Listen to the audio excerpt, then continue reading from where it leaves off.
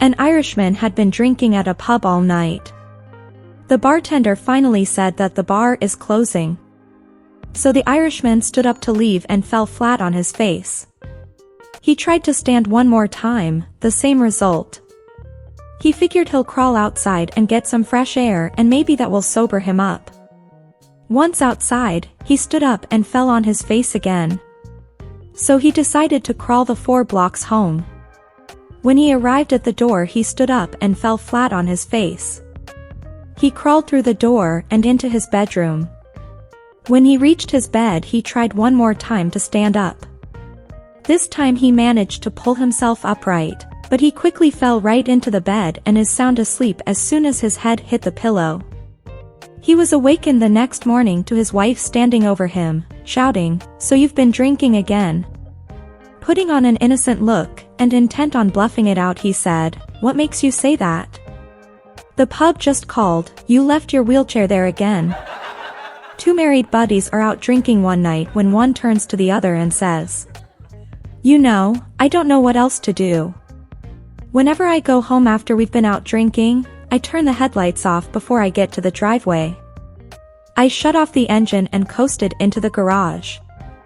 I take my shoes off before I go into the house, I sneak up the stairs, and I get undressed in the bathroom. I ease into bed, and my wife still wakes up and yells at me for staying out so late."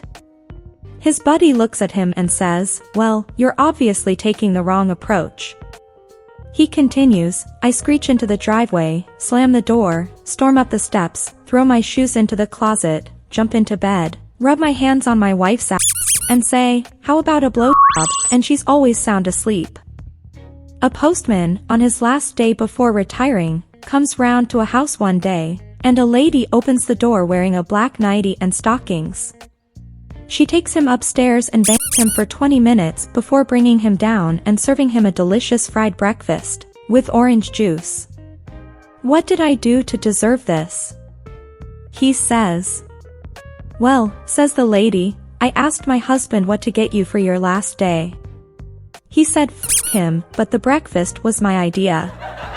2 men are playing golf on a gorgeous afternoon when they reach a hole near a road. While they are preparing to hit their tee shots, a funeral procession begins driving slowly by with a hearse at the end. One of the men lays his club down on the ground, removes his hat, and politely waits in silence for the vehicles to pass. The other man tells him, "Wow, that was a really respectful gesture you just made." While picking his club back up and preparing to hit again, the first man says, "Well, she was my wife for 47 years. 2 guys are getting ready to start a round of golf when 2 beautiful women walk towards them.